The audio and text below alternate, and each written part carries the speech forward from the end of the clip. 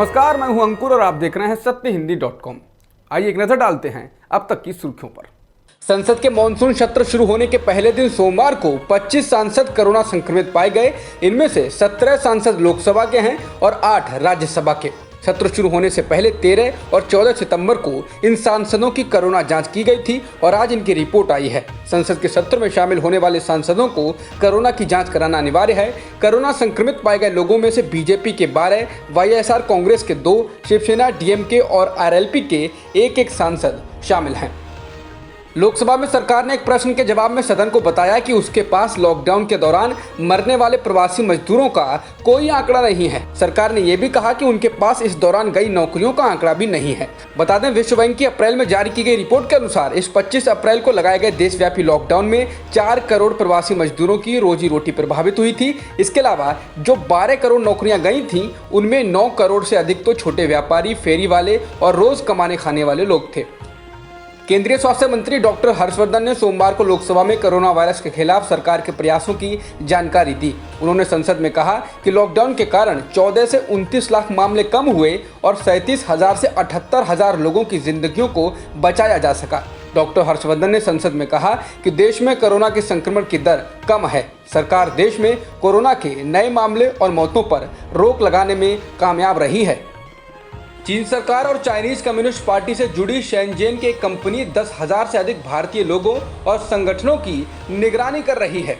इस बात का खुलासा इंडियन एक्सप्रेस के इन्वेस्टिगेशन में हुआ है। जिनकी निगरानी हो रही है उनसे जुड़ी हर छोटी से छोटी और बड़ी से बड़ी सूचना इकट्ठी की जा रही है।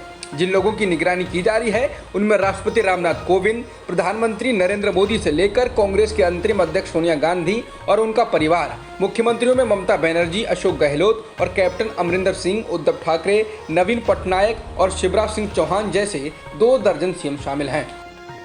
चीन की Zhenhua data information technology company limited cabinet मंत्री राजनाथ सिंह और रविशंकर प्रसाद से लेकर निर्मला सीतारमण, स्मृति ईरानी और पीयूष गोयल की भी निगरानी कर रही है।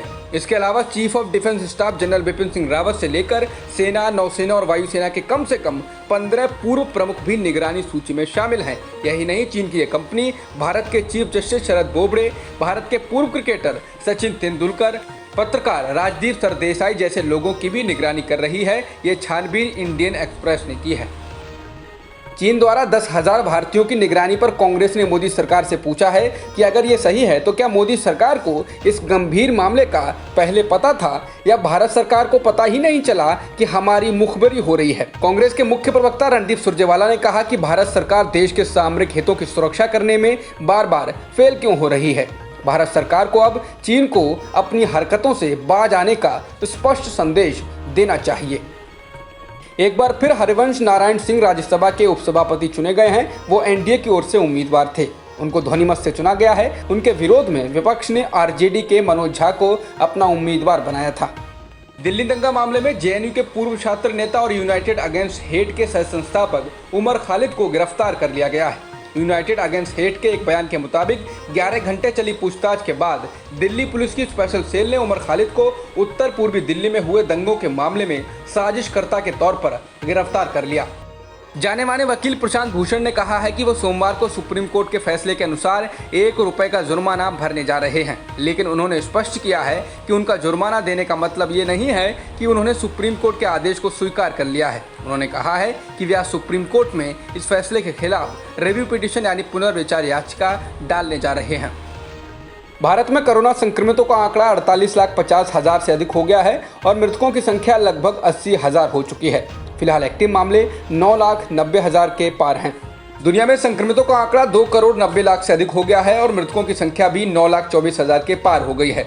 फिलहाल 2 करोड़ 10 लाख से अधिक लोग ठीक भी हो चुके हैं। जापान की सत्तारूढ़ पार्टी ने शिंजो आबे के बाद योशिहिदे सुगा को अपना नया नेता चुन लिया है। अब ये लगभग तय हो गया है कि योशिहिदे ही जापान के नए प्रधानमंत्री होंगे। पिछले महीने ही शिंजो आबे ने स्वास्थ्य कारणों से इस्तीफा दे दिया था। 71 साल के योशिहिदे सुगा शिंजो आबे के भी करीबी माने जाते हैं और ये माना जा रहा है कि वे उन्हीं की नीतियों को आगे बढ़ाएंगे। अब बुधवार को संसद में वोटिंग होगी, जहां पार्टी के बहुमत को देखते हुए उनका प्रधानमंत्री बनना तय है। बता दें, योशिहिदे एक किसान परिवार से आते हैं। अब तक की खबरों में इतना ही। बाकी खबरों के लिए बने रहिए सत्यहिंदी.com के साथ।